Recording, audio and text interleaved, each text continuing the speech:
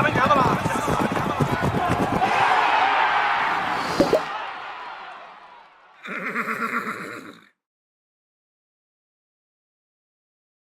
Good morning, good afternoon, good evening, whatever time you're joining us here. You're very welcome to the Irish Examiner Cheltenham 2023 podcast. I have some luminaries of racing with me here. I'll introduce them to you. They've been with us 12 months ago. We had a great kind of show. Kept us to about an hour. We'll do something similar here just to run through it.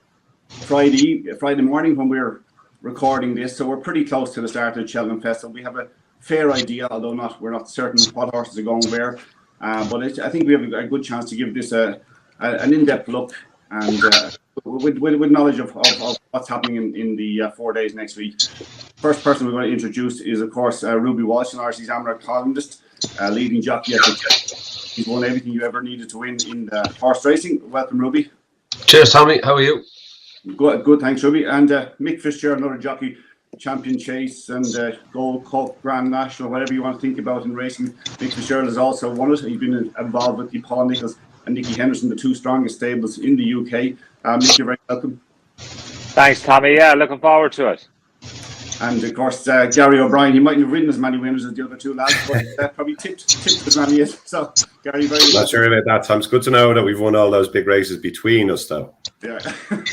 There's a fair chance, Tommy. He's backed more winners than a lot of us put together, though. Yeah.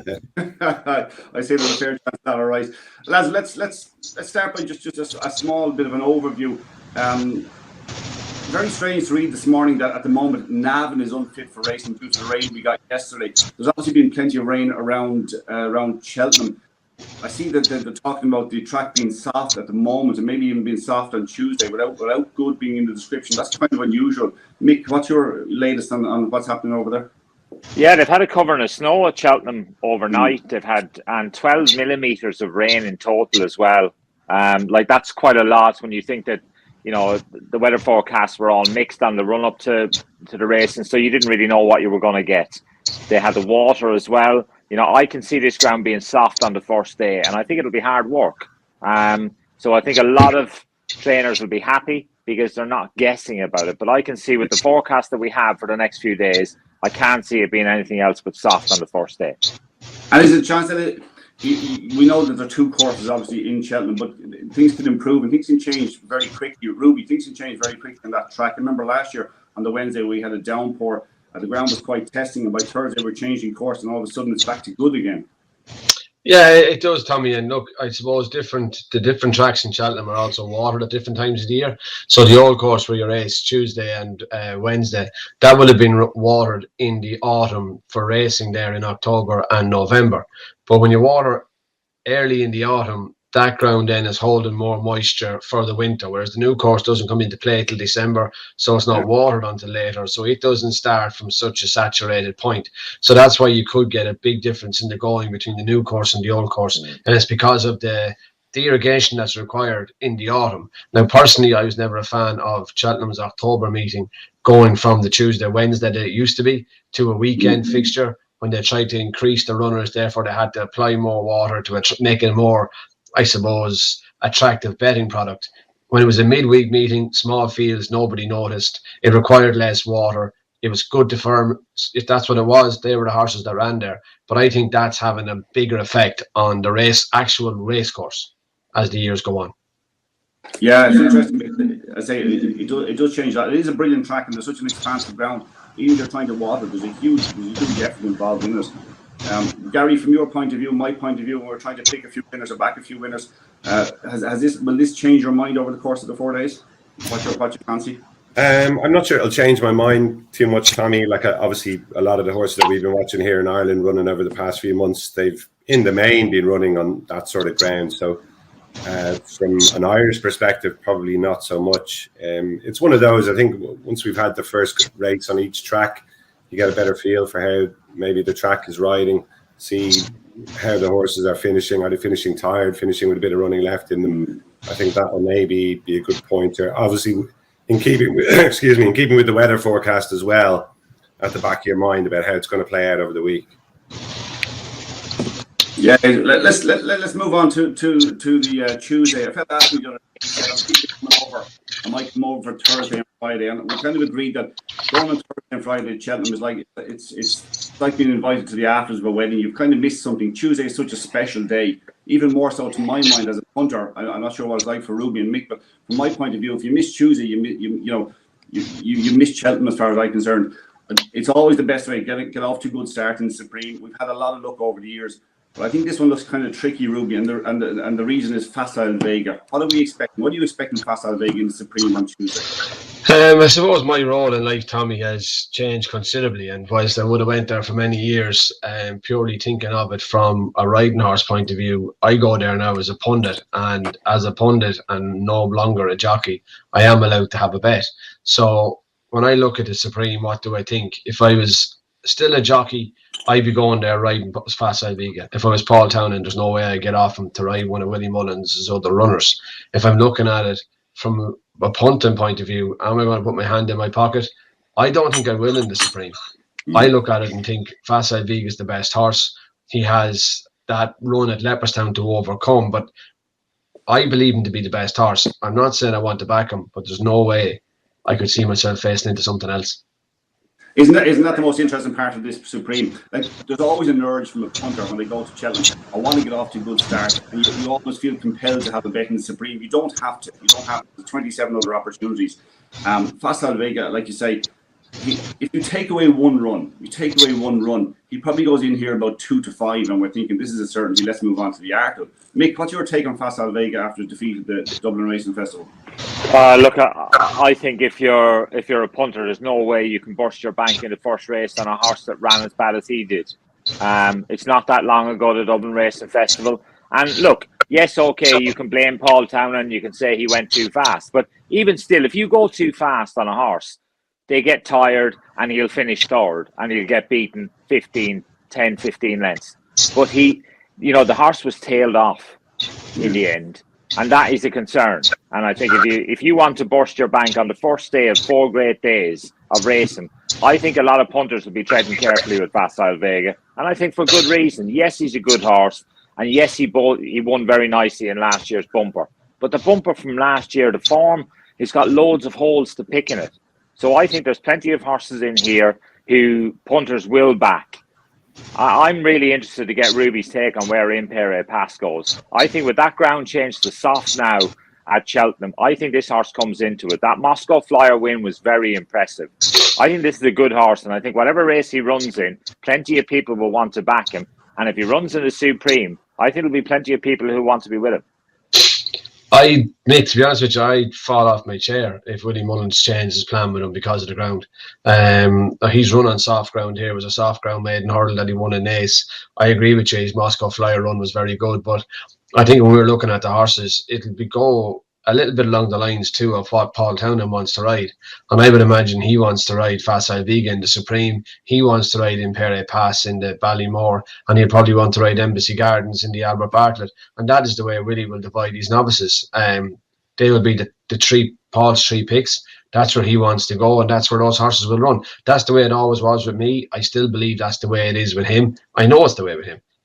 So, that's the conversation that it will be. And if Willie thinks his first jockey believes that horse can win that race, that's when he'll run him. So he'll still go Ballymore. The interesting thing, though, about that is, and Tommy, this was, something that was picked up. Over here, you can, if you've got access, you can follow the horses coming into races and being declared late. He was left in late on the opening day in that Supreme. And that, like, while he's still in there, I think there's a chance, and people. Yeah, and I could see that conversation going, Mick, at the kitchen table. Willie, what are we leaving in? What are we taking out? And why would we leave Impere Pass in? And I can imagine the conversation being, well, Facile Vega jumps off the horse box and stands on a stone, and Il Tomp is a dirty scope. Yeah, you'll want to split Gaelic Warrior and Impere Pass. But at the moment, something has to go wrong with Facile Vega, and something has to go wrong with Il Tomp before Impere Pass will be parachuted into the Supreme. And that's just the safety net. That's the way Willie operates and has always operated. Now, it does annoy some punters and it drives some people mad that he doesn't get off the fence and commit. But when so much can go wrong, like the 12-hour trip door to door from Close Sutton to Cheltenham, you stick 8 horses on a truck, you're hoping the 8 are going to come off the same way they went on. And that, so there's still so much that can go wrong. Like someone leave a window open in the horse box and the horse at the end of the truck gets a chill. There's so much can still happen that Willie keeps all the options open for simple things like that going wrong. I can see Mick's point. I think in his faster paces in the Moscow Flyer, Imperial Pass was electric across the hurdles. And when they were going that little bit slower, he was kind of high enough. I felt he kind of got high in his hurdles. He didn't make any mistakes like that. But I think he's probably, regardless of where he goes, I think he's probably arguably the best in the meeting. But it's an interesting race for the fact that Paul Townend is not a fella we would imagine is under pressure a lot in terms of, he delivers. He's a superb jockey. He has delivered year in, year out. But there is a little bit of a feeling of redemption about his ride on Facile Vega on Tuesday. If Facile Vega isn't the horse we thought, if there's something ailing him, if there's some reason he gets beaten Supreme, it's not going to be Paul Townend's fault. I have 100% faith in him. But it is an interesting race for jockeys too, because one of the stories of the Irish season so far has been Barry Connell and the success he's been having with Michael O'Sullivan. And Marine Nationale, Gary, he's a fair. Not entirely convinced by his jumping just yet, but it'll be interesting to see how he adapts in this quality and depth. Yeah, fair comment, Tommy. It's been a great year for Barry Connell. He's had those Grade 1 wins in the Royal Bond of his hurdle with Marine Nationale and then at Leopardstown with Good Land. And he's been incredibly bullish about both these horses as well. Sounds like he's not afraid of any of the opposition. I don't think it's a case of he's disrespectful of what he's taking on, but obviously he's got lads working down in his yard there who have worked in big yards over the years and would obviously have a fair idea about what they're talking about. I would, like you, be a little bit worried about his jumping, and I'm not sure the form of that Royal Bond Novice Hurdle is maybe up there with what even Elite Tomp and Facile Vega have done in their previous runs. So for that reason alone, he's not one I'd be in any rush to have a few quid on. I think he'll definitely drift on the day. He's kind of been priced up pretty defensively since the Ferrières run, and the fact that he hasn't been seen since then, I think he might have maybe slipped out of the consciousness of a few punters. So he's one I'd expect. If you do want to back him, I think wait till the day. It'd be a bigger price than he is now. Yeah, it's a fascinating race. I think Ruby. I think it's one that you quite like the look of too. There's certainly high definition. I mean, how often do we get a 117 race over hurdles? And yes, he unseated the last day, but he looked quite impressive the first day. Yeah, I agree with you, Tommy. I think he was, and even with 20 left in at this stage, as you look down through them, where is the pace? What is the front runners? I think high definition is going to be on the front end. My only worry for him would be the ground. Look, Leopardstown has never been as soft as it was many years ago, and if he got soft ground, just with his pedigree and where he's used to being racing, I think soft ground could really blunt whatever chance he has. I think he's an important runner in the chances of Elite Tomp, who can be quite headstrong. I think they tried to put him out in front 2 runs back, and it didn't really suit. He stuttered into the first, and then he actually ran a good race behind Facile Vega and off a very strong pace the last day. Really suited Elite Tomp. I think he actually has a bit of a chance. Mick, it looks about all Irish horses, but Timuras and Chasing Fire, they're no mugs, are they? No, I think Timuras is obviously a Grade 1 winner, won the Tollworth, obviously the race the Constitution Hill won before winning here last year. He's done nothing wrong. Like, he made mistakes at the last 2 at Sandown, yet he still won.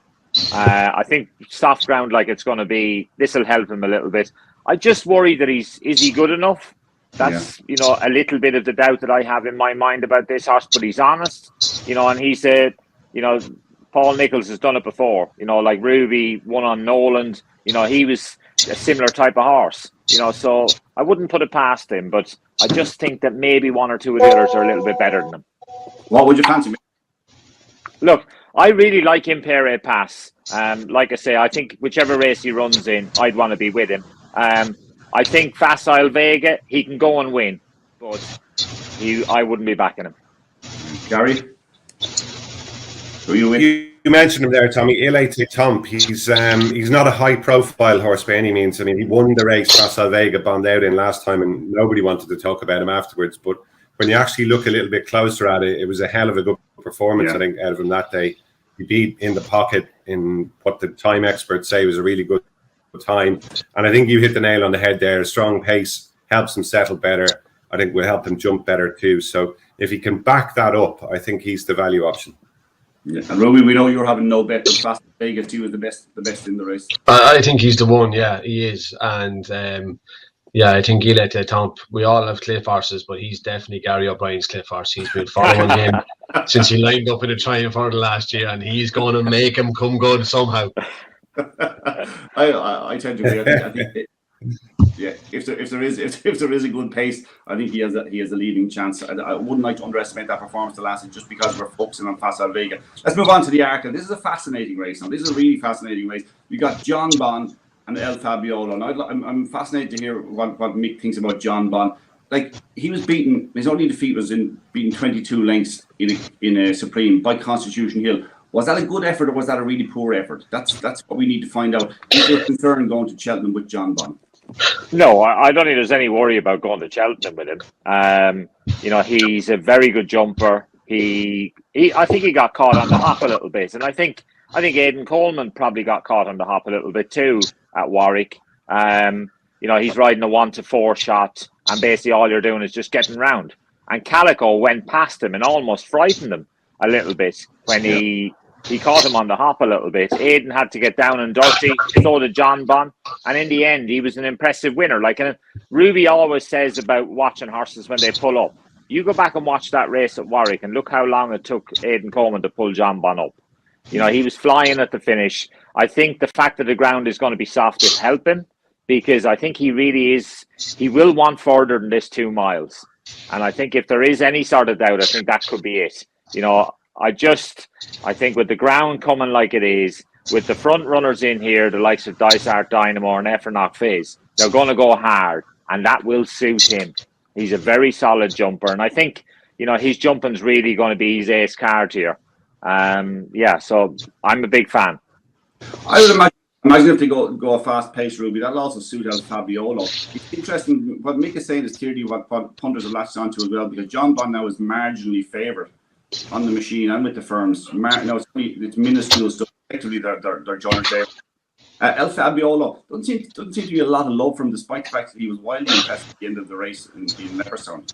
Yeah, that's probably because of his jumping, Tommy. He made a couple of fairly hefty mistakes at Fairyhouse first time up, and you were kind of hoping that he would have learned from them before going to his second start. Now, to be fair to him, his second start was in the Irish Arkle, which is the best novice run this year, and even the pace of it. But again, he made 1 or 2 mistakes there. So people are probably latching onto the mistakes. For me, he's gone around twice, and even though he's made mistakes for a novice, he's managed to find feet and get his legs out and keep himself upright. And I know from a rider's point of view, you're always a bit more confident on a horse that knows how to mind himself and survive.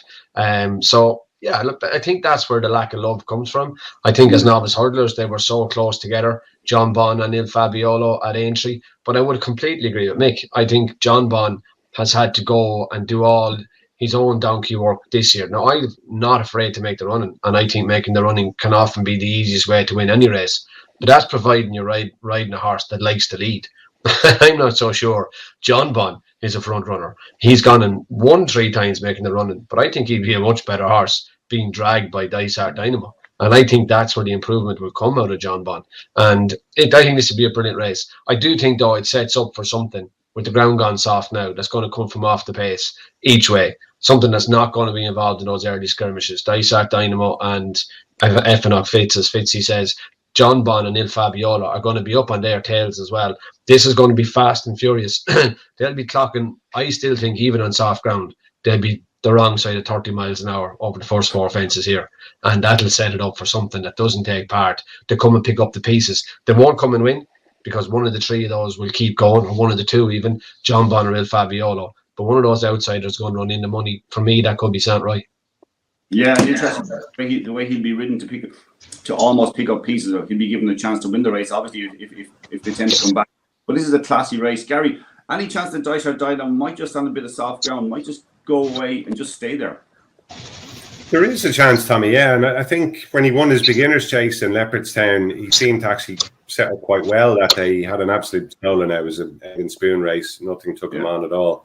But maybe nothing will take him on Tuesday afternoon. And if he can just drop the anchor in front, it's easier said than done with a horse like him, because he seems to just want to go faster and faster a lot of the time. But Danny Mullins obviously got a chance to ride him over fences for the first time last time. And look, I'd imagine Mick and Ruby would tell you that will be an advantage for him this time, that at least he's got a feel for the horse in a race at grade 1 pace like that. I wouldn't rule him out at all. I do prefer El Fabiolo though. Yeah, fair enough. There was the odd jumping blemish at Leopardstown last time, but I think the kind of big mistake he made wasn't actually that big, if you know what I mean. I think it looked worse than it was.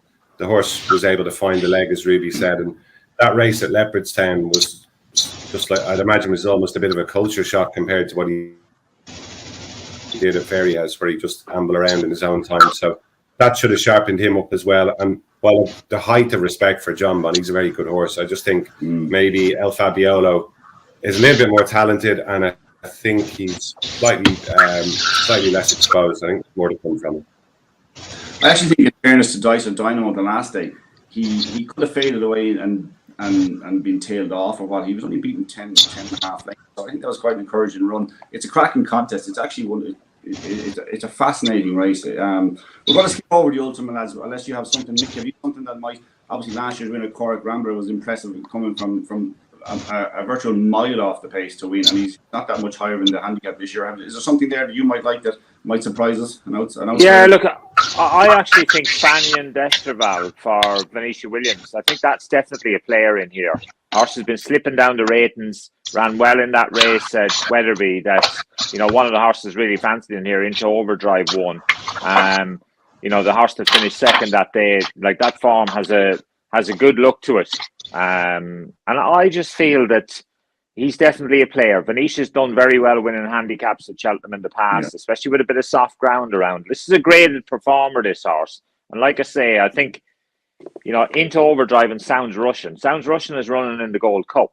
Yeah. And Into Overdrive is second favourite for the race. So I think Fanion Desterval is definitely a player. I have to say, I'm not entirely convinced by Into Overdrive's jumping. He seems kind of, I know he's getting across and winning races. And the last day was a cracking effort. And even you beaten the previous day, but he just seems to take a bit of a get to that thing. 33-1 Mick there, that you'll be the darling of the Irish Examiner podcast if that wins anyway. Fanion Desterval. Let's move on. This is it. Let's start with you, Mick, because this is the champion hurdle, and you're probably quite close to Constitution Hill.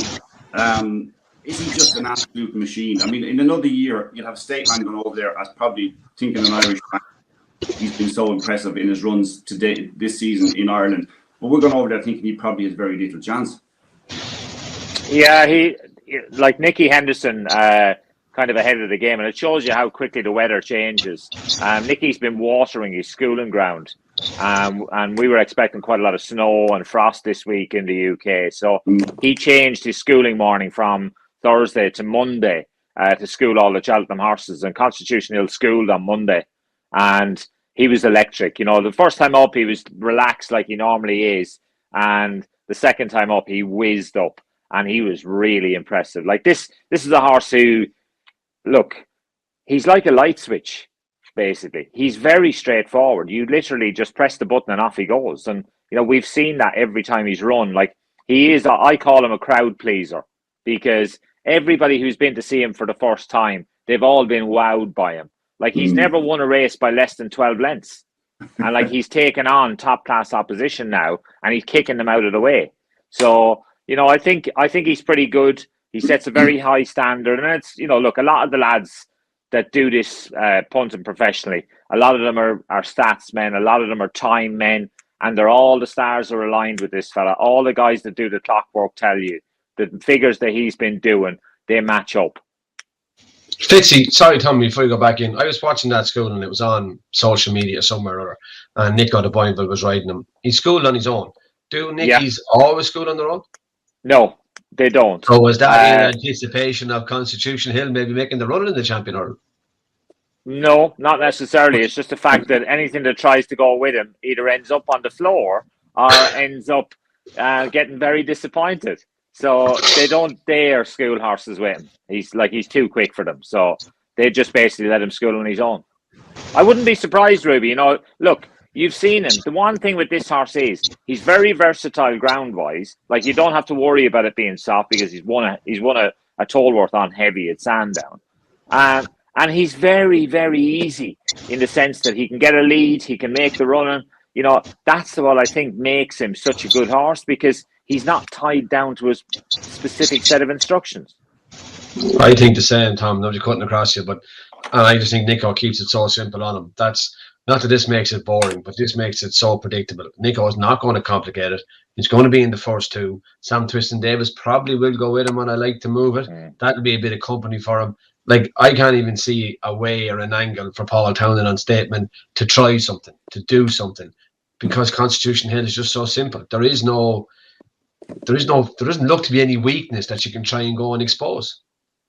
And the funny thing is, I think Stateman is similar in one sense that he's quite straightforward. I know Paul was allowed to set a kind of a slow tempo the last day, but I think he's just a very solid, very really, really good horse. And yet, like the two of you, I think just Constitution Hill is just a monster. It is great to see. Obviously, the talk about Cheltenham the last number of years has focused around Willie Mullins, and rightly so for what he's achieving. But Nicky Henderson is a master and has been for a very long time. And he always comes up with something year in, year out. He's bringing a new horse through like this. He was so impressive in the Supreme last year. And credits Nicky Henderson, because sometimes, even though he is the second most successful trainer in the history of the Cheltenham Festival, sometimes he gets lost in what Willie Mullins is achieving at the moment. So it will be great to see Constitution Hill again. Gary, I assume, like myself, you won't be back in the 4 to 11, but we'll be there to enjoy it. That's it in a nutshell, Tommy. Yeah, he's not one for the likes of you and I to be backing maybe the big hitters. We'll steam into him on the day. Sometimes they try and buy a few quid on these type of horses. So look, some punters might look to have a bet without the favourite or something like that. But sometimes you can just enjoy a race when you've got a horse potentially as good as him. Obviously, he's got to go out and strut his stuff on Tuesday and just confirm the impression that he's created so far. But yeah, I think what Ruby was talking about him there, about him being so tactically versatile, that just adds to the Constitution Hill makeup, doesn't it? Like, it's very, very hard to see any flaws, any weaknesses, and it could be something special on Tuesday. And that is it. Even if I don't have I don't have a bet on Tuesday, and I'm pretty sure I won't have a bet on this race on Tuesday. There'll be a sense of expectation. There'll be disappointment actually if he gets beaten, because we want to see it. I don't care if he's very trained. We want to see a superstar in horse racing, and he looks like he is the real deal. Hopefully that's will be the case. There will be people looking for an angle. Ruby, I think I read that you said that you would have a small bit of a concern about Stateman if people were looking to back him in the without market, in the sense that maybe he'll go after. Maybe it wasn't you. I read it somebody. No, I don't think it was me. Okay, if I did say it, I certainly didn't mean it. After Constitution Hill and compromise his chance based on that. I don't think so. I think he's a solid horse that'll stay all day. Yeah, I'd be the same. And I think, Tommy, like, even with the rain, the more you look at this, I think there'll be a foot. I think there'll be 8. There could be 9 declarations. But I think now you're still anti-post until Sunday morning. And I think you probably should be back in Statement each way now. Sounds silly about 11 to 4 shot, but if this ends up a 7-runner race and there's only each way the first 2, I think Statement could end up 4 to 1 or longer, and you'll be best price guaranteed. If you were to have a bet, that's the way I'd be going about it. Yeah, any outsider that's a sneaky way of looking at it now, but he's definitely gone from a jockey to a punter now. Completely understand the angle, Ruby, and hey, again, it's a bit like not taking on one horse. I mean, who knows? They're horses at the end of the day. Stateman looks like a rock solid horse. I think he's a smashing horse. I think if Constitution Hill wins this by 12 lengths, we may put wings on him, because he's. But there's a chance Constitution Hill could win this by 12, and Stateman could be 12 clear of the rest. That's the way I see it. What could be third? Maybe I like to move it, but even looking at Stateman, Tommy, and his work through the year, and a lot of his work would have been with the same horses. He's definitely improved all the way through the year. It's just unlucky for him that he's in Constitution Hill's era. And it's a bit like Min. Min ran into bleeding Altior. It looks like Stateman is going to run into Constitution Hill, and that's life. I'd be stunned if any horse can beat Stateman 12 lengths. Mick, have you any outside angle in that race? Maybe you might be interested for a punter. No, I think I think sometimes it's one of them where you want to say I was there. And we've all got to remember, Constitution Hill, like all the facts are there, all the figures are there. He hasn't won a champion hurdle yet, and I think until he does, I think we'll all hopefully be there to see it. Yeah, I hope so. Look, we're university with Constitution Hill. We are labouring a little bit on the Tuesday, but again, it's brilliant racing, and this is a fascinating renewal of the Mayor's Hurdle. Ruby, this is a race inside out. You're quality here. Mick, I think I spoke to you beforehand as well. You were saying you back Marie's Rock. I presume it's for this race, not the Stairs Hurdle. I've actually backed up for the Stairs Hurdle, Tom. Okay. Right. And I'm getting a little bit worried now because she's still in the Mares. The ground is soft, and obviously she has to step up in trip to run in the Stairs. But she was a good winner last year. She, of all the horses that schooled on Monday, she was the one who was really impressive. Wow. And she's in great form. And I think Nicky Henderson, again, you were saying about what a good trainer he is. If you think how long it took him to run this mare this season, she's been in training all along. She wasn't showing him the right signals, and he didn't want to run her until she was. And when she was showing him the right signals, he ran her at Cheltenham, and she won very nicely and scooted up the hill. She's in really good form, and she's an amazing mare. If you look, all her pedigree is all stamina laden. Yeah. The fact that she used to be very keen in her races, I think, stopped her from using that stamina. She's a lot more relaxed now, and I think that's the key to her. Yeah, she's a classy mare. Ruby, a classy mare in the race. Honeysuckle. Where do we stand? Where does she stand in your mind at the moment? Look, I think, Tommy, a lot of people have given out throughout the year, how can Epitant and Honeysuckle be dropping out of a champion into a Mayor's Hurdle? And I think you look at racing should be promoting itself. How does it make the best races? I don't see Honeysuckle or Epitant coming away from the back of the second last in the champion hurdle and getting up to Stateman and Constitution Hill and adding to the race. I think they're running for third behind what's going on in front. And if you're looking back there, you're only an each way punter. So to me, you look at this Mayor's Hurdle and you think of what's going to be happening at the back of the second last hurdle. You're going to have Epitant, Honeysuckle, Brandy Love, Echoes and Rain, Love Envoy. She wears it well. And Queen's Brook. There's 7 of them in there that could conceivably be in a bunch coming away from the back of the second last hurdle, and that to me makes a great horse race. That's Epitant and Honeysuckle make this a brilliant race to watch, and I think that's all the sport can ask for. So I think it's great the 2 of them are in there. What do I think of Honeysuckle? She's an official rating of about 165, I think. I think she's only run to about 154 this year. She's down to 159 now, actually. Yeah, but she's to my mind, she could easily be back down to 154, 155. I think she has regressed this season. Now, it's not something I want to be saying. I would love to see Rachel Backmore win the Mayor's Hurdle on Honeysuckle. I would love to see the Bromhead stand in the winner's enclosure with Honeysuckle next week. That is what anybody with a heart wants to see. But unfortunately, sport is not always romantic. And I just don't think that it'll happen with that mare.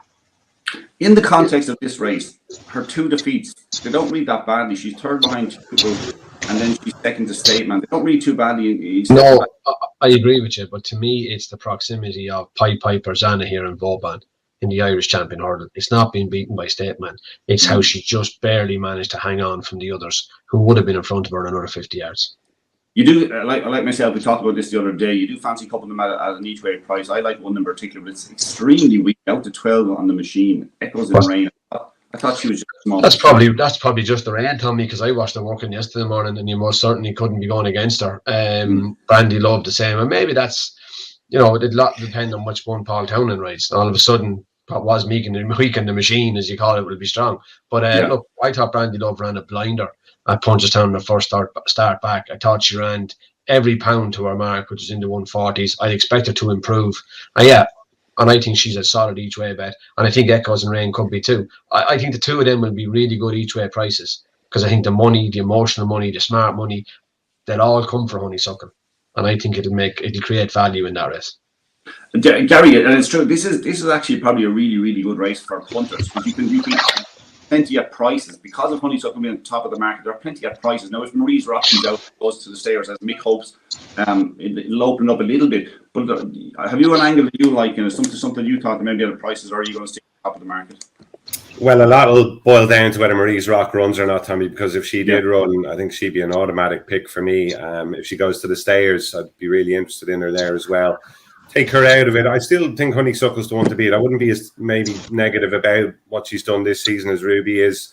I thought in the Irish Champion Hurdle last time they didn't ride her to maximise her chance. To me, she's a mare that stays 2.5 miles well. I thought they should have made the running with her, to be honest, and they more or less just handed it to State Man from the off.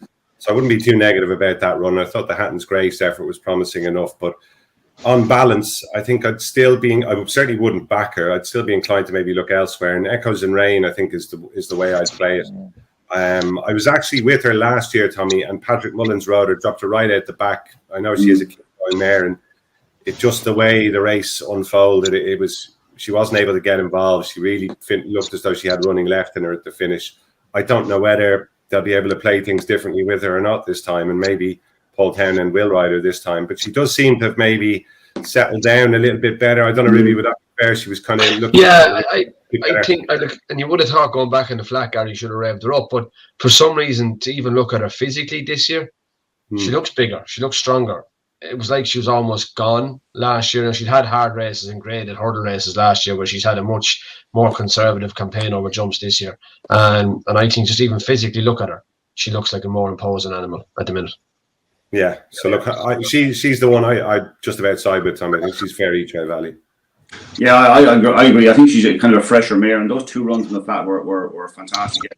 Well, Mick, have you an each way angle? Let's assume let's be on your side and say that Marie's Rock is going to the stairs. Is there something on the outside? Love Envoy has done nothing wrong. Continues to do Yeah, I think it's a great story. Obviously, Noel Feely's Syndicate owned this horse as a winner at the festival last year, and I think the soft ground really brings her into it. But she needs to step up a little bit on what we've seen. But at the same time, I think she's a very solid performer. She stays really well. And I think, she is the only worry with that is she's only 3 points longer than Epatante. And like when you look at this race, like Ruby's hit the nail on the head here. You've got horses in here who won 3 champion hurdles. Honeysuckle's won 2 and Epatante's won 1. And like Epatante at Doncaster last time looked as good as ever. She stays 2.5 because, when she won the entry last year, she won a grade 1. So she's a good mare. And I think this is going to be a great race. And I really like Epatante. And I think it's interesting that they've had the supplement in here, and Nicky Henderson forgot to enter her in this race, so they had to supplement her, and Nicky's had to pay $5,000 to supplement her. And Nicky had to pay it, didn't he, Fitzy? Yeah, he did. Right, we'll move along. It's a cracking race from a betting perspective. I think it's a great race. Look, we have the Boodles if you have an interest in that, and also we've Gair de Manil in the grade 2, the National Hunt Chase. Not a horse I'm a huge fan of, I'll be honest about it, but I just don't know what's going to beat him. He's dropping down in grade. I mean, yeah. I think the easiest race he ran in since he started running over fences, he won, and that was a grade 1 at Leopardstown at Christmas, albeit a couple of them tipped up. But I just think he'd be hard to oppose against the second grade of horses. To be fair to him, he's been running in the top bracket, and he's running last year's Brown Advisory, where he's third behind the High Senior and Long Presse. I think that'll suffice.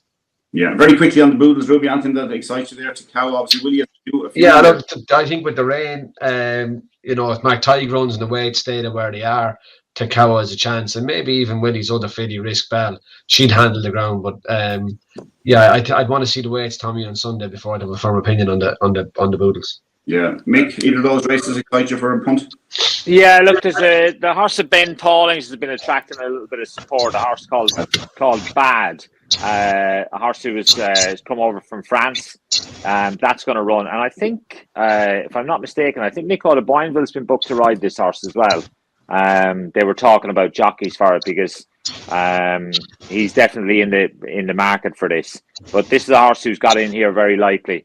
And I think, there's a lot of strong vibes coming about this horse. Fascinating one. Gary, just a yes or no on Gary, with him or against him, or with yes, no?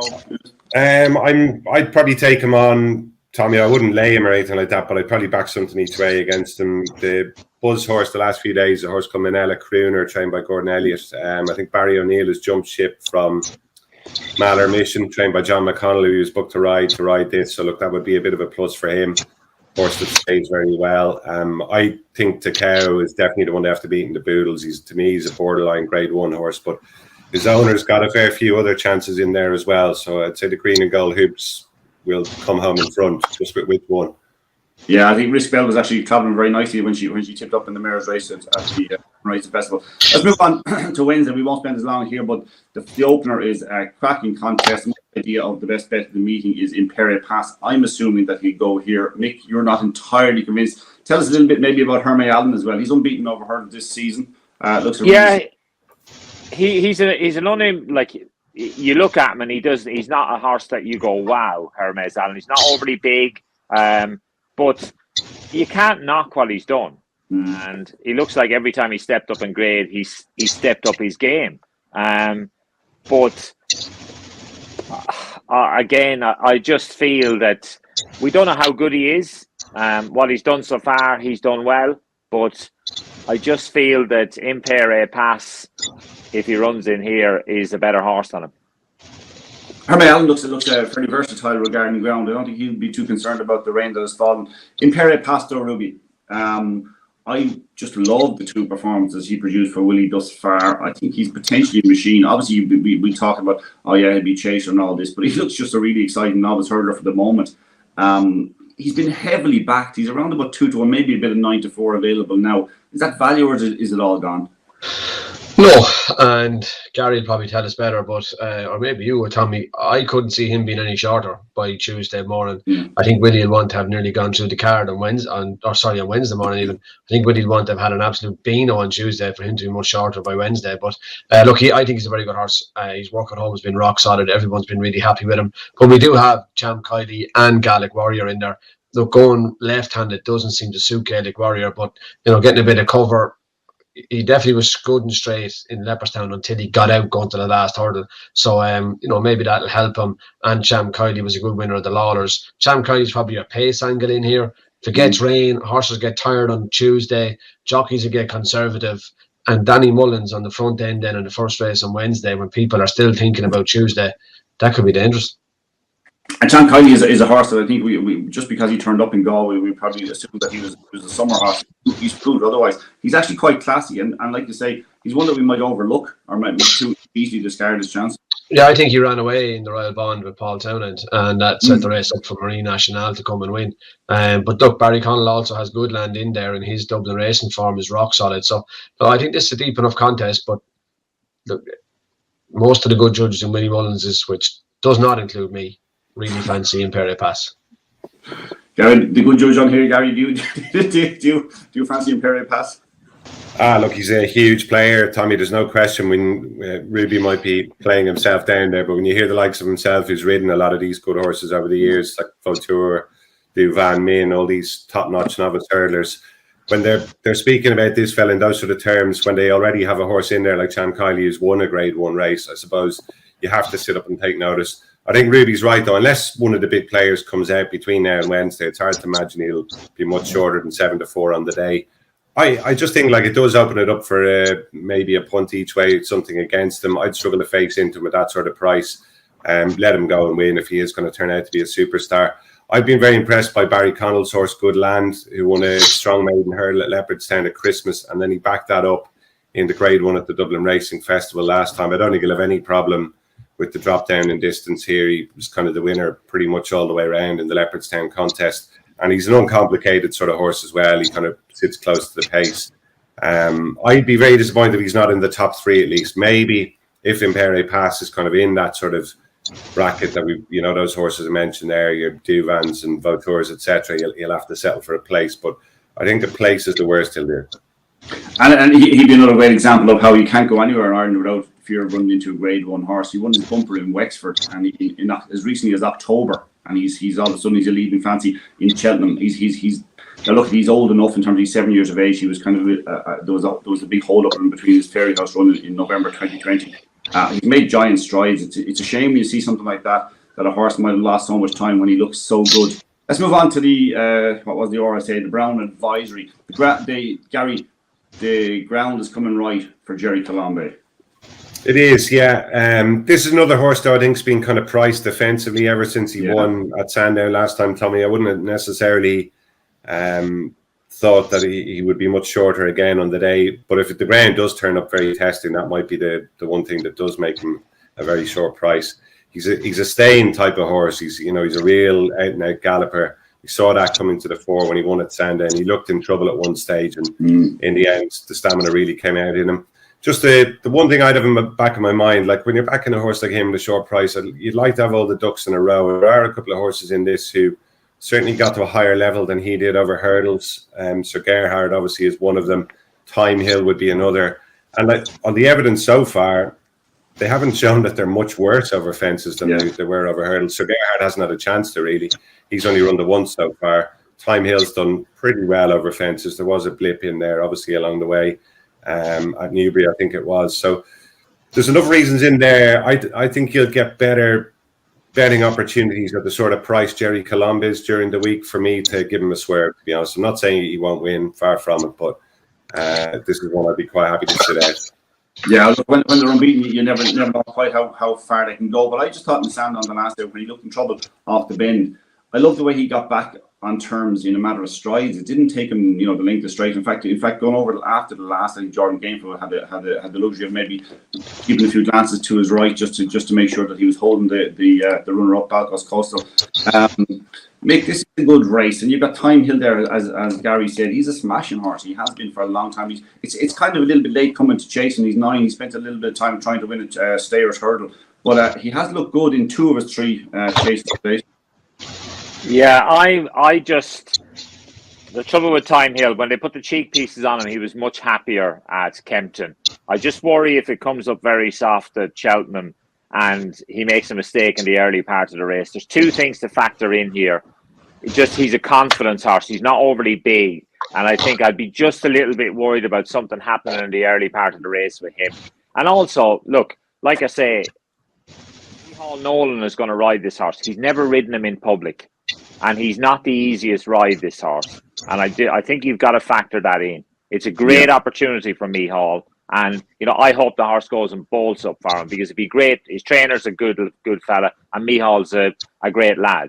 And it would be fantastic for them. But you have to look at the facts. And the facts are that he has never ridden this horse in public and he's not straightforward. Yes, he's good. But if you look at that race that he won at Kempton, I think it was 8 seconds slower than the King George, that race. It kind of fell into his lap a little bit. He looked impressive, but there's just a few nagging doubts about him in the jumping department. Paddy Neville is a trainer we know here. He was based in Limerick for many years. He's over in Britain now. He's having a good run of it. The real whacker has put him into the limelight a bit. He won a grade 2 at Cheltenham the last day. His jumping was very good in the main, I thought, that day. Is he a player here? Are we over? He's a player, this horse. He's a very, very good jumper. It was a very fast time that he put up and winning at Cheltenham. Like you say, course form can count for an awful lot round there. And yeah, I think he's definitely a player. You look at the strength in that race that he won. Plenty of the horses that finished behind him have come out in frank default. And in fairness, it is the right move to go for the RSA or the Brown Advisory, rather than the Gold Cup, even though they had moved that as an option. Ruby, this wouldn't be the strongest in terms of Willie's challenge for the novice race, but Sugar Hard is a classy horse. I wouldn't like to be dismissing him too lightly. Yeah, exactly. It's experience, but it's going to be a small field for an RSA. 8, 9 runners, and you take the title off it. Not an RSA, a Brown Advisory. Yeah. You take the title off it. It's a 3-mile 1 novice chase when all is said and done. So how much experience do you need? But look, he was a brilliant winner of the Ballymore last year. His jumping has been really good. He's in really good form. Will he stay? I don't know. And on soft ground, Jerry Colombo certainly will, and so will the real whacker. So I think you're going to have to stay to win this contest, and that might be my only worry, Tommy. Yeah, it is. Again, a very competitive race. If you, Gary, you're a handicap expert, Carl Cup, just give it the winner. Keep it simple. Give it the winner, Gary. Well, the handicapper has done his best to give it the Camprond, I think. Tommy Husney Dorset was 4th last year. He won at Punchestown after that. He's run twice over hurdles in the meantime, and now he's £2 lower than when he ran in the race last year. I can't get my head around that at all. I mean, if you were to come down £9 over here, you probably have to run at least 6 or 7 times. And this is a horse who's already, on his 3 runs back, has won a big handicap hurdle and ran really well in this race last year. I mean, from a handicapping point of view, it's kind of hard to go against him, I think. Yeah, and the market has latched onto him in a big way. Although he's still, I suppose, if you're looking at it for a bet at the Cheltenham Festival, he's still around about 7-1 mark. Mick, have you any interest in that? Yeah, look, I quite like Langer Dan for the Skeletons in here. This is a horse who like, how unlucky are you? You bump into Galloping Des Champs rated 142 in the Martin Pipe and you finish second to him. You know, it's kind of like, how's your luck? But he won a 21 runner handicap at Aintree last year. He's not much higher in the ratings. And I think, you know, Dan Skelton has got a few horses here for this meet, and I think that he's lined up. And this is definitely one of them. Yeah, I say that's Cork. I'm a bit unlucky last year. He was brought down early as well. Champion Chase, a cracking race. Ruby, you know, for quite a bit of the season, I think Energy was odds-on favourite for the Champion Chase. And after his defeat the last day, it seems to have gone cold on him. The market seems to have gone cold on him. It's now Edwardstone who's favourite. Would you think that would be the right way? I was thinking that way, Tommy.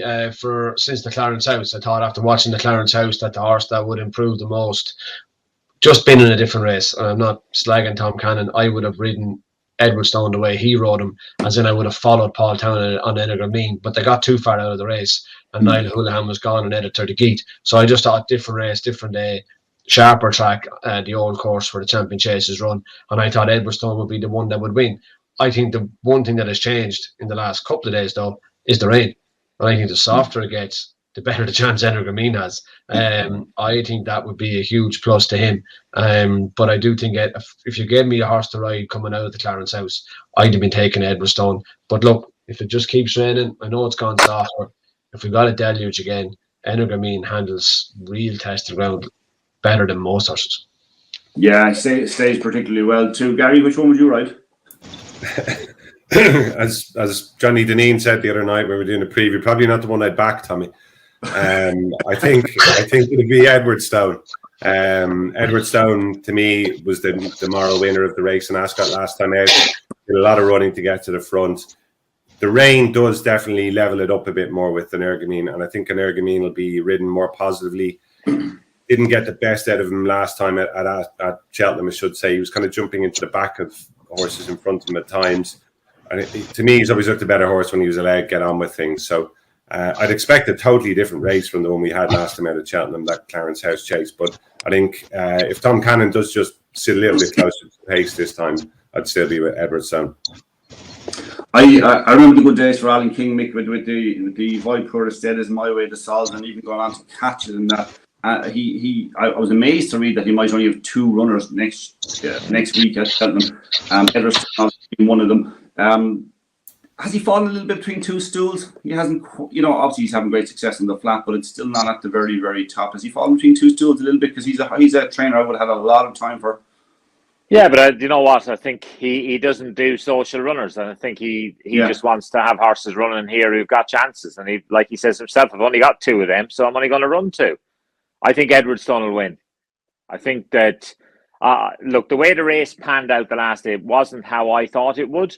I actually thought Editor du Gite and Energy would go forward.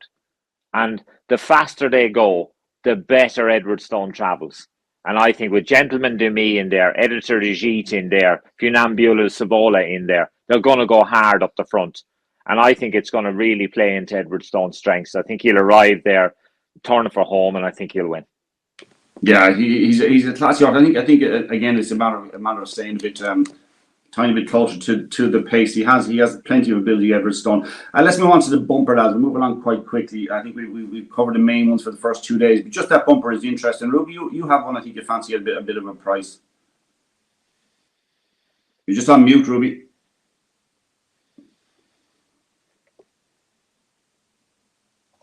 Sorry, Tommy. I think the best bumper that's been run this year was run in Leopardstown at the Dublin Racing Festival. A Dream to Share, in fact, to file. And I think on a different race course, on possibly different ground, I would be for the stayer over the speed horse, always in the Cheltenham bumper. And I think Fact to File can turn the form with a Dream to Share.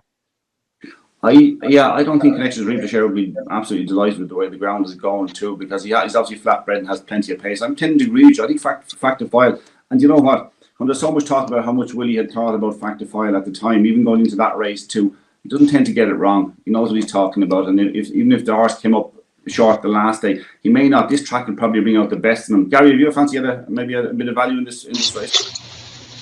The horse I did fancy wasn't even entered, Tommy Ballyburn, another Willie Mullins horse that won in Punchestown. I'd certainly be keeping an eye out for him wherever he runs next. I don't have a strong view on it now, to be honest. It's one of those races where I'd rather wait till the day, see how the ground is shaping up. If it does go soft, that would be, I think, a negative for the favourite. He looks a real speedy horse. I would imagine maybe there's less of a chance now, given who owns him now, but he's the type of horse could go onto the flat and do very well in that discipline, potentially further down the line.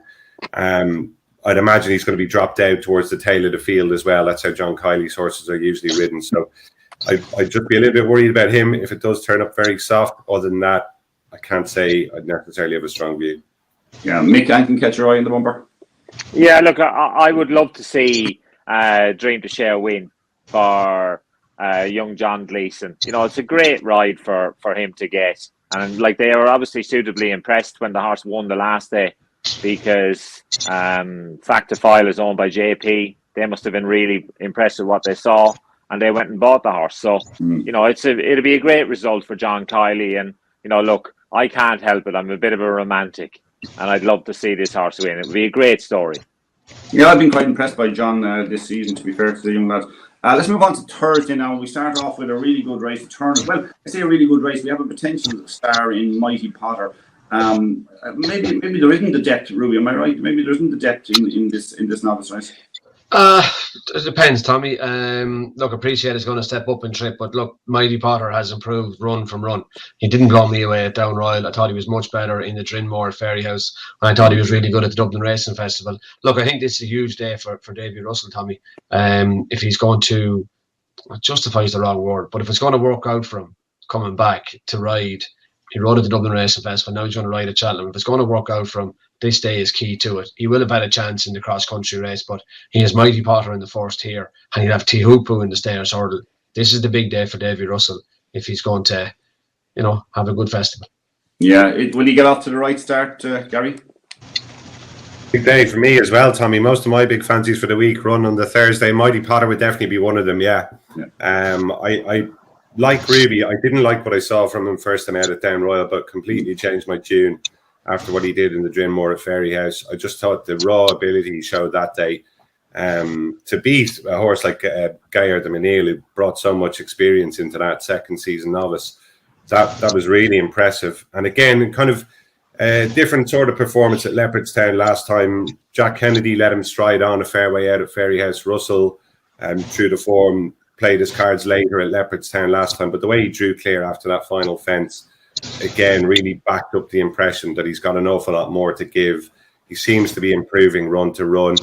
Touch wood, he's a good jumper in the main. He did hit one at Leopardstown, and he just put down when Davey asked him for a big one going away from the stands. But I just think in terms of what he potentially could go on and achieve, his ceiling is pretty high.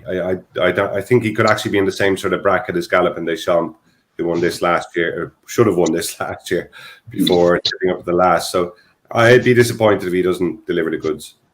And you said earlier on, and you rightly so, about, you know, having a bet. You're talking about Jerry Colombo. You like ducks in a row. Any concern about him travelling, or just the fact that he pulled up last year in the Supreme? Now, I know he made a bad mistake and all that, but even at that, he probably wasn't travelling that sweetly at the time.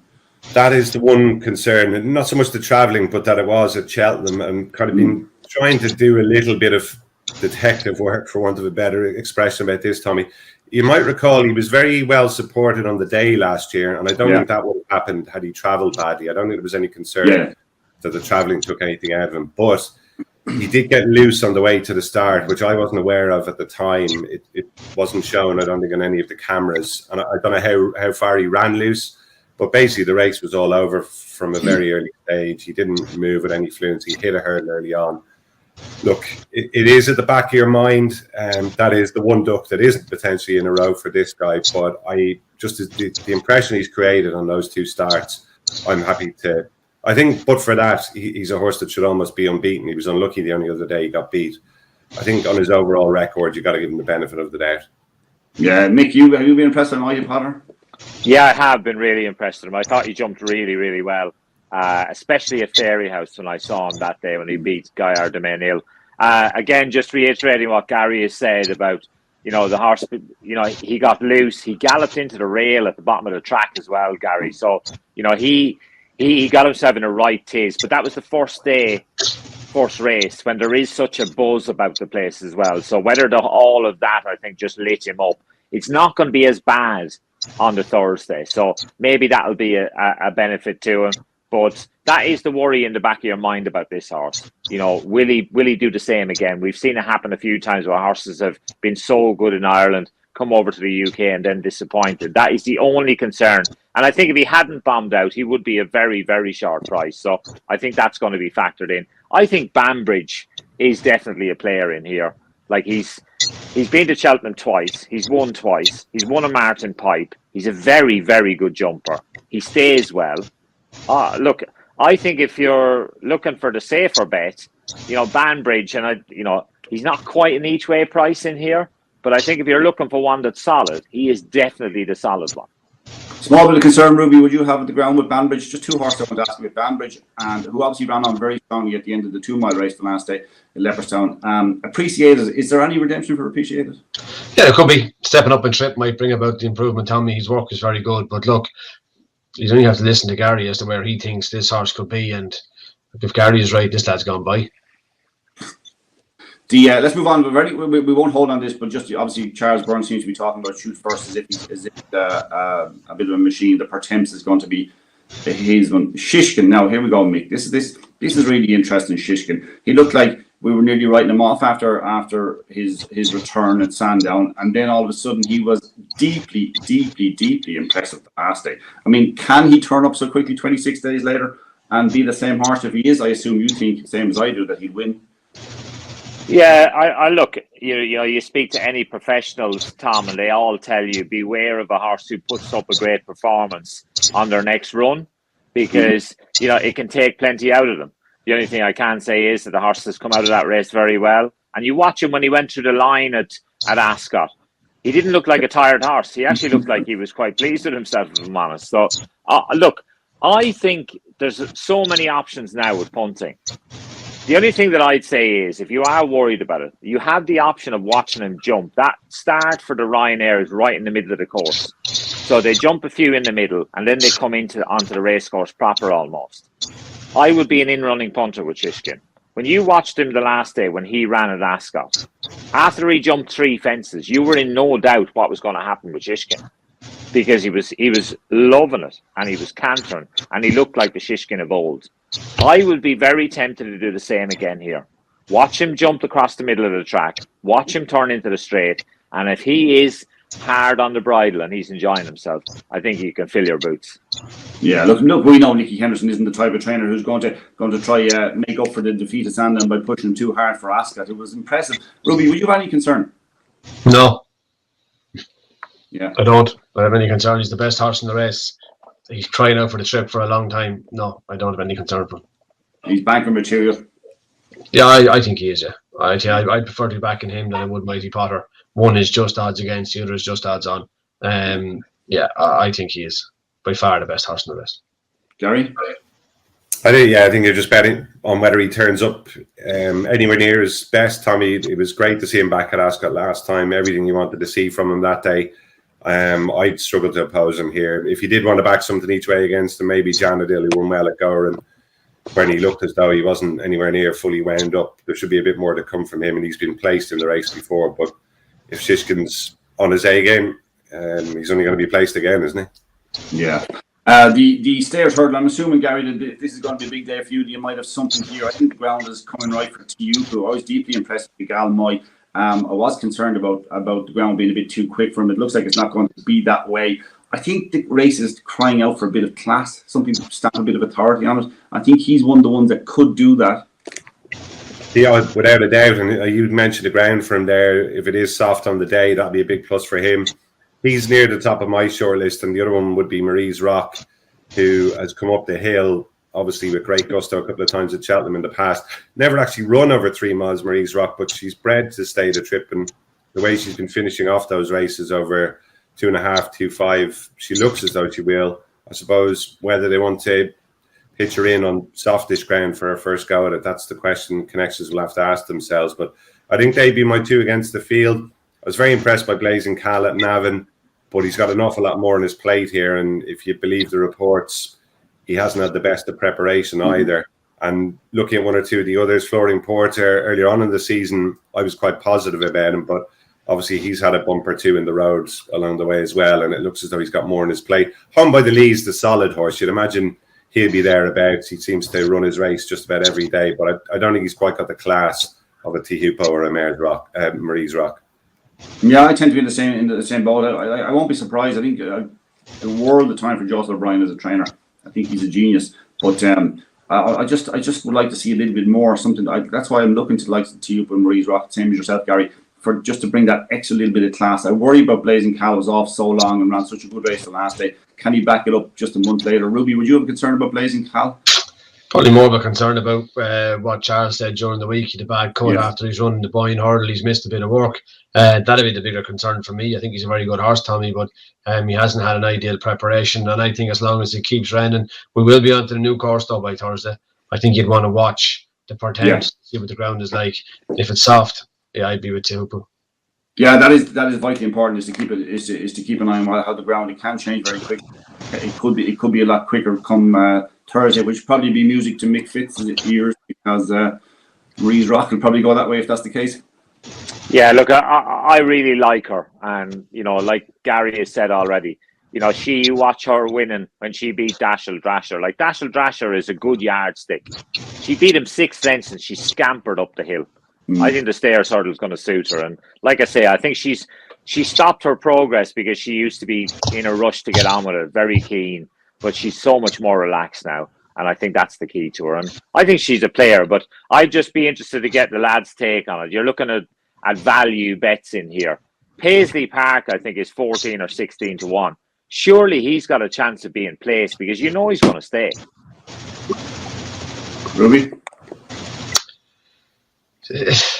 What makes it? How fast does Danny go and Flooring Porter? Paisley Park's a very good horse who is ultra reliant on a flat out gallop. And if they don't go flat to the boards, he just gets outpaced. And if you try to ride him handy to make him go and stretch the others, he's not the same horse. And look, he's a brilliant horse on his day, but he just needs too many things to go right for me. And I don't see enough of front runners in here to suit Paisley Park. Even in his youth, he tends to get out to get outpaced in the middle of the races.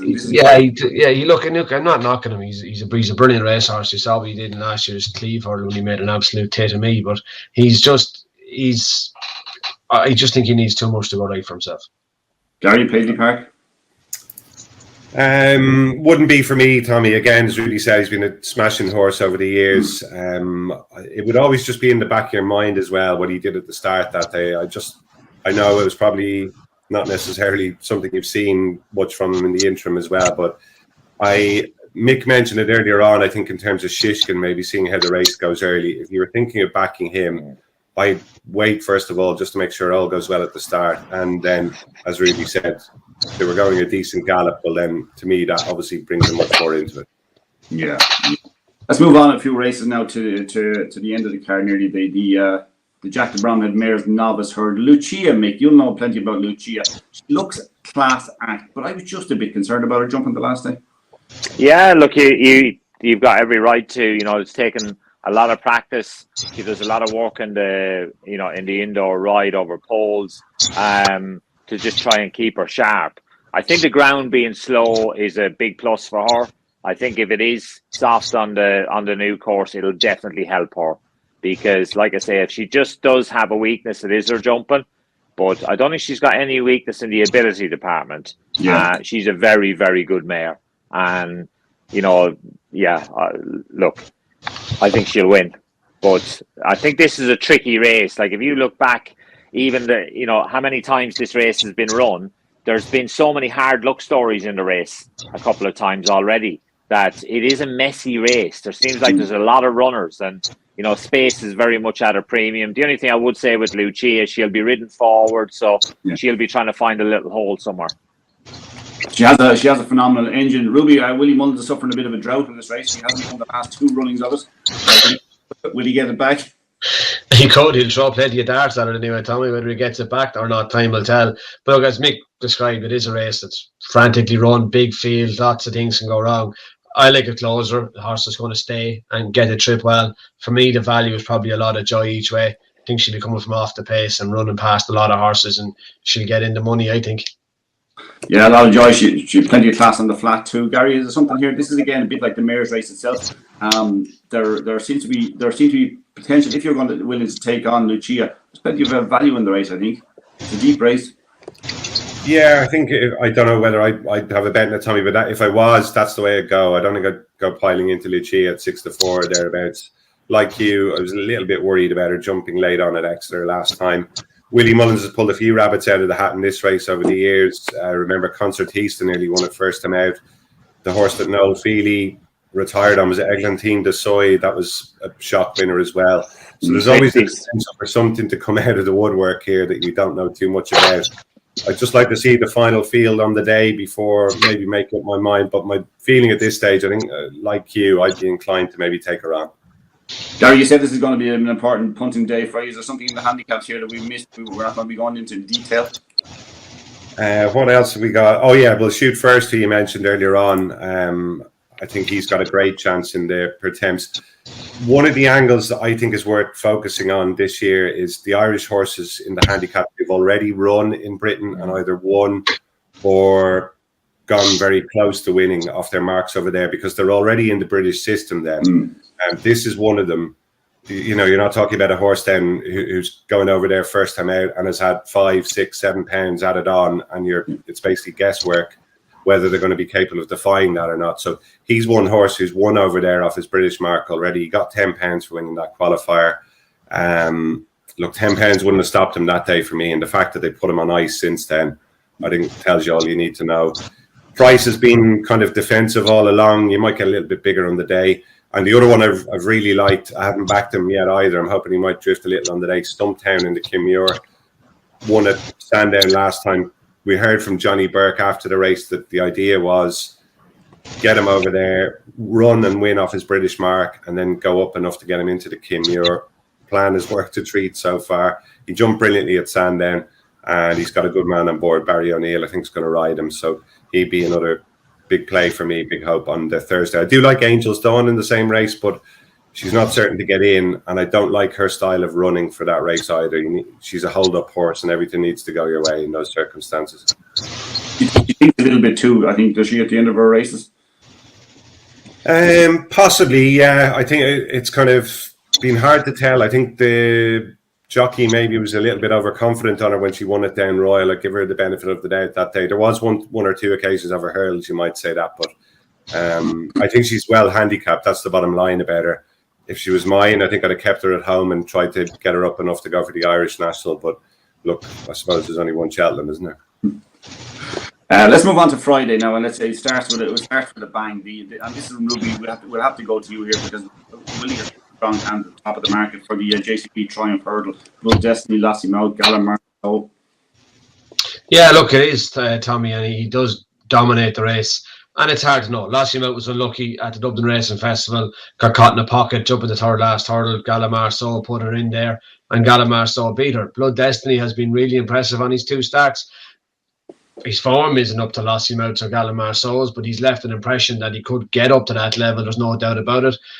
Blood Destiny has been all the rage in the last sort of 10 days, and his price has contracted a lot, but he was value at sort of 7-2, 3-1. I think that value is gone now, Tommy. And to be honest with you, I'd find it hard to split them. I'd be inclined to back the one that's the longer price on the day because there's very little between these, and you're not going to find out until the race is run which one of them is better. And is there something else in Willie's that might even compete? Zent. Top Ghost to Win was a little disappointed maybe at the Dublin Racing Festival. His homework had been better than that, and maybe with that run under his belt, he could put a better foot forward. It was a huge ask, I suppose, straight into Grade 1 first time for Willie. Travelled really well to a point. Even at the home turn, you thought he might get involved. He just seemed to stop pretty quickly. So hopefully he'll have improved for the run, fitness-wise maybe. He's clear, and this is another one that he looks like he obviously Willie knows what he has at home. He's one we'll keep an eye on regardless of what happens next Friday. Mick, this is an interesting race. The last winner of this from UK base was Nicky Henderson's Pentland Hill, I think 4 years ago. Is there something that can keep this at home, or are we going to take it? No, I think Willie looks to have a very strong hand. I'd be just interested to get Ruby's take on it. Right, Ruby, which one are you going to ride, Lassie Mouth or Blood Destiny? Do you know, Mick, when I have never sat on either, I don't know which one would handle slower ground better. I think Lossy Mouth is quicker than Blood Destiny. But if you got tests, or not even testing, but if you got slow ground and a triumph hurdle on the new course with so little jumping in the last 7 furlongs and it becomes a stamina contest, I think there's ease in the ground. He could outstay her. So, and that, look, I got it wrong on a few tries because you had to pick Wednesday, and by Friday the ground would be different. You get up Friday morning thinking, I want to be on the other one, and you couldn't swap. But as a punter you can.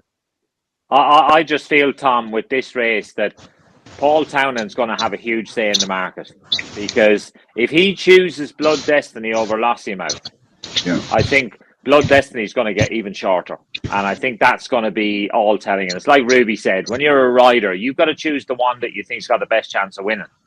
You know, you're not worried about what price they are. You're worried about which one's got the best chance of winning. And I think if punters will be ducking for cover, I think depending on which way Paul Townend goes in this. I like Blood Destiny.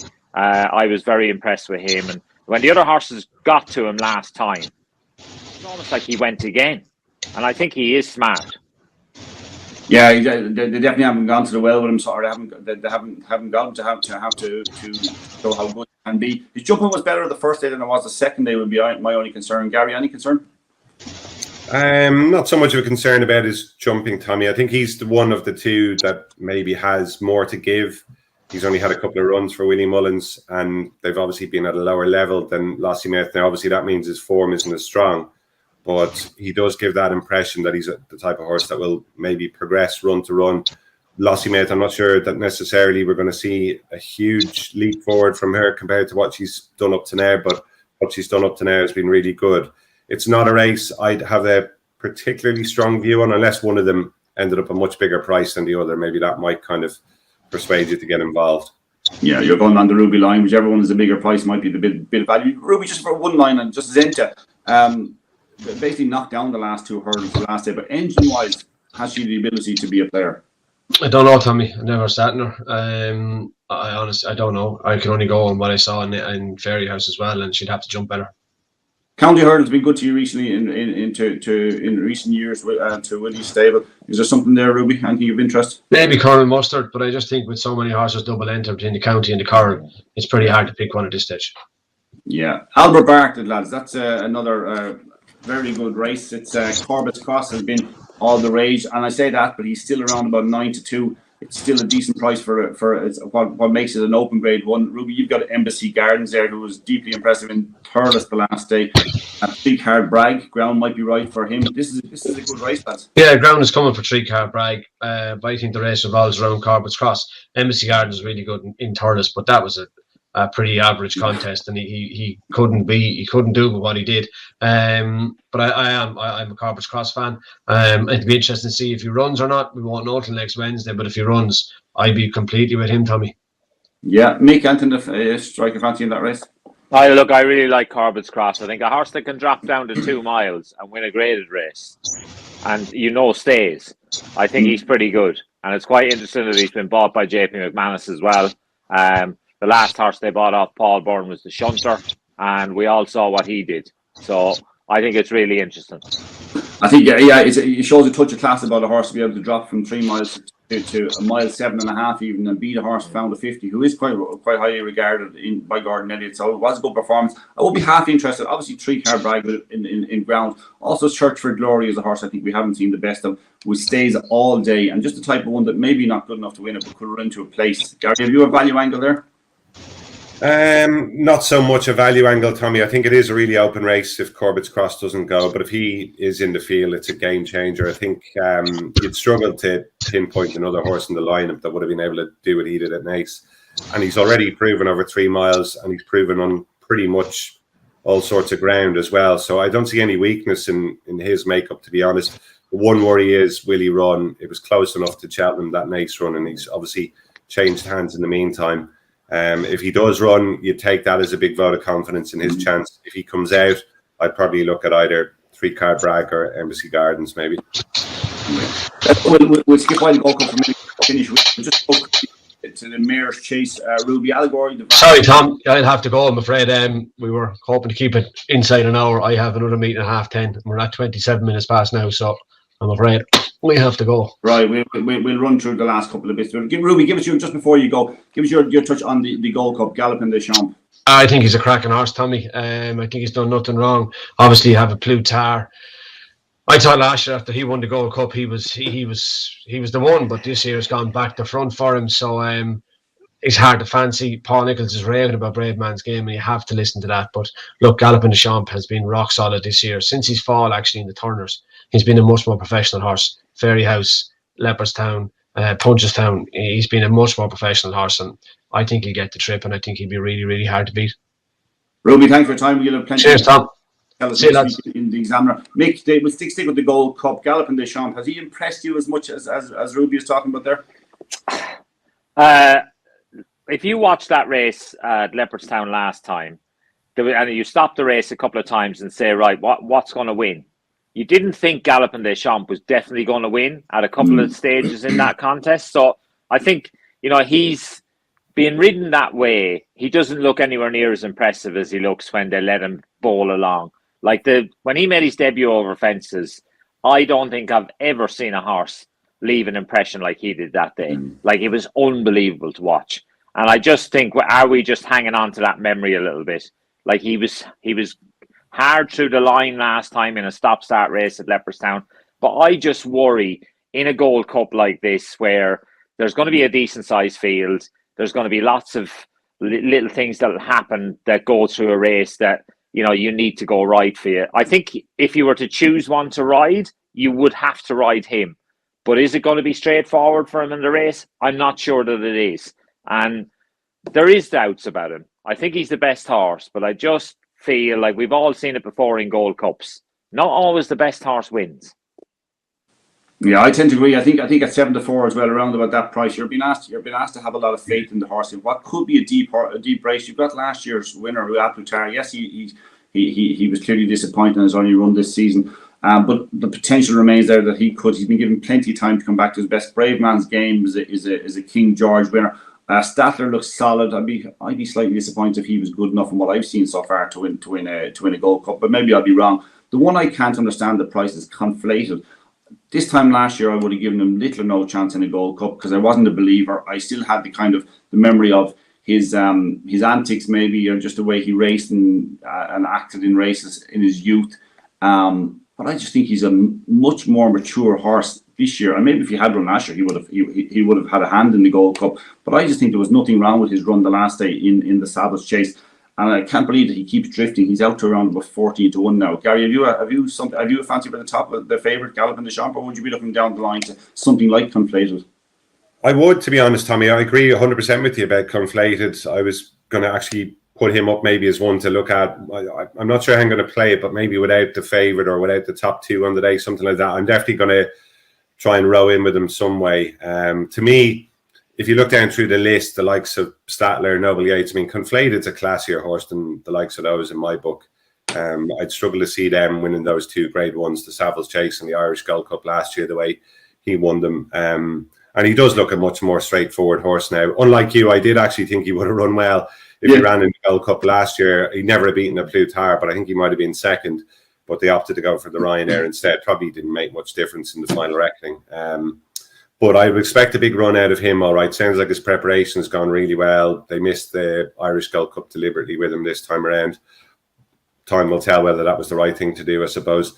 Absolutely nothing against Galopin Des Champs. I think he's a hell of a horse. They've been riding him, obviously, with a view on the Cheltenham Gold Cup this season.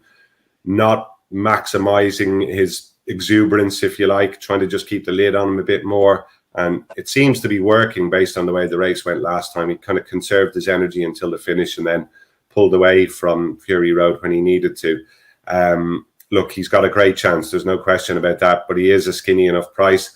Brave Man's Game has to have a good shout as well. Like a lot of people, I'd say I came away from Cheltenham last year thinking a Plutar would go back and probably win it again. And maybe might even win 3 Gold Cups. But it just shows you how hard it is to keep these horses right. It's been an absolute disaster for him this season. It was an abject run at Haydock, and we didn't get to see him at Leopardstown at Christmas. I'd love nothing more than to see him bounce back to the sort of form he showed last year, because if he does, I think he'll win. But it's just so hard to have any confidence in him, really, after what's happened. Yeah, Melindo's a horse, obviously a former winner, ran well enough in the race last year when runner up. He was well beaten by Aplutar. Ahoy Senior, Mick. There's an interesting horse. He still seems to be immature in the way he does things. He seems to do things wrong through a race, and still he has an immense ability. Clearly, when he won the Cotswolds Chase the last day, like he's got great ability. I don't know if he can put it together for a Gold Cup. Do you? Look, like we said, we're talking about Gallop and Deschamps, and everything has to go right for him. I think a High Senior, like everything has to go right for a High Senior when he gets it right. He is a good horse. There's no doubt about it. He's talented. But like when you ride in a Gold Cup, there's literally fellas in your pocket at every corner. And a High Senior is not going to have a freebie. He's not going to have a lot of space. And, you know, he has that tendency to go right when he's not quite comfortable. And I can see it not working out for him. Like if he were to win, it wouldn't be the biggest surprise in the world because he is talented. He's a grade one winner. But I just think too many things have to go right for him. Look, I think the conflated thing is interesting because when Alaho was taken out of the race, and at that stage there was doubts about Shishkin coming back. He hadn't run at Ascot. And when you think there was never any swaying of Gordon Elliott, that Conflated was going to go back to the Ryanair. And when you think that it's Michael O'Leary's race, and he ran in the race last year, Conflated, it looked like it was going to be a weak Ryanair. There was no doubt Gordon was going to get his chance to run him in the Gold Cup, and you know he'll get his chance this year. And I think he's definitely a player at a price. Yeah, I 100% agree. I actually thought he ran better than I had expected him to, even in the Ryanair last year, because I think things didn't work out for him, and yet to get as close as he did before he fell, I thought was a good sign of the horse. I think he's a serious animal, and one I had definitely underestimated. Gary clearly hadn't. He gave him a fancy for the Gold Cup last year. Had he run in that, it's a good race. Like none of us will be here and be disappointed if Gallop and Deschamps goes and wins by 20 lengths, and he's the next coming of, you know, that's perfectly fine. We'll enjoy the fact that we have a great horse. But I think at the price, you know, I think we're all kind of happy enough to overlook him a little bit. We won't stay with him too much longer, but there are a couple of races I want to quickly look at, because the Mare's Chase, that's an interesting one. Allegory de Vasti, her jumping the last day was I don't know what it was, I'll be honest about it, in terms of it was just diving out to the right and doing things wrong. And yes, she got the most immense engine. Impervious just seems very straightforward, very classy, much better over fences than she was over hurdles. Jeremy's Flame has become a reliable and very smart sort. Magic Days is a decent sort. I mean, it's a good race, but Allegory de Vasti is one of those you think probably has an engine of all time, and just whether she can put it together. Gary, would you be with her or against her based on her run the last day? It's a bit of a quandary, Tommy, isn't it? I think you've summed it up pretty well there. Talent-wise, I'd put her at a little bit of a higher level than most of her rivals here, but that just puts it down in your mind, the way she took chances at her fences last time out. I'd forgive her what happened at the first, but it was later on in the race what happened when she flung herself at a couple that you wouldn't want to see her do at Cheltenham and perhaps land in one of the ditches or something like that. But I think if she puts it all together on the day, and no doubt she'll have been skilled intensively over those white fences down at Willie's in the interim, I'd say she'll be too strong. I mean, Impervious is a mare I really like. She's come up with a good jump at the last win, her last two races at Cork and at Punchestown. But the bottom line is, if she hadn't delivered that good jump at the last, she mightn't have won one or both of them maybe. So that just gives you an idea that she might have to find a little bit more. I wouldn't rule out a good run from the previous winner, Ellie May, either, Tommy. She's had a quiet sort of year. Looks as though she's been brought along to peak for this. But Allegory de Vasti looks the one with star quality about her.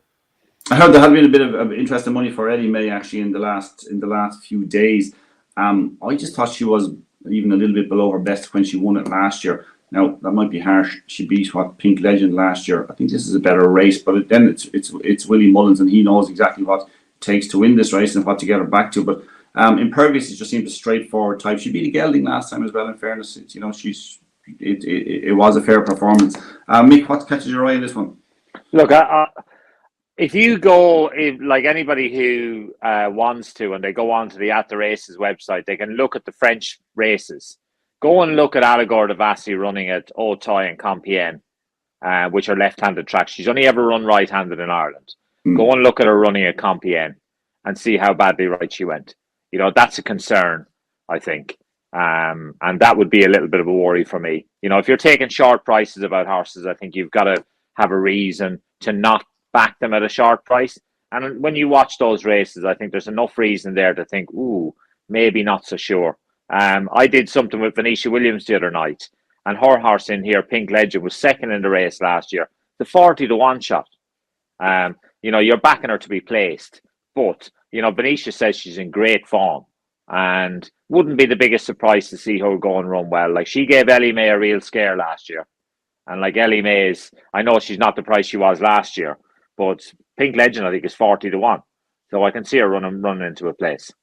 And she comes here on the back of a win, which is always a nice thing to see that she's in form. If you think that the last year's winner and runner-up are 20-1 and 40-1 respectively, it kind of tells you where quality in the race. Let's just look at one race that's become quite important in the festival, even though you wouldn't think for a handicap. But the Martin Pipe seems to attract gamble after gamble after gamble every year. It feels like that a lot of the trainers have this race in mind from the very start of the season. This is a cracking contest again. A lot of the money has been for Imagine, Spanish Harlem and Willys as well. Gary, I suspect you might have come up with something maybe further down the line even that might be of interest to send all the punters home happy at the end of the week.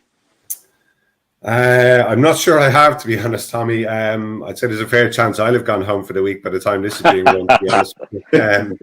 Cool Survivor might be worth a look though if he pitches up here. He caught the eye in that Grade 1 novice hurdle at Leopardstown last time. Never looked like playing a part in the finish, but he did put in some good late work that day. Maybe a slight concern dropping down in distance could be against him, or I suppose you could say it looked as though he'd prefer maybe to go a little bit further that day. But he is a horse whose name has come up more than twice in the last couple of weeks as one to perhaps have on the radar for this. The problem is, obviously, given Gordon Elliott's association with Martin Pipe and the fact that he always targets horses at this, his runners tend to be priced up defensively. But Cool Survivor is one, I think, who potentially is on a reasonable mark. The best handicapped of all the Elliott horses in it is 3 Card Bragg, in my opinion, but it looks as though he's going to run in the Albert Bartlett instead.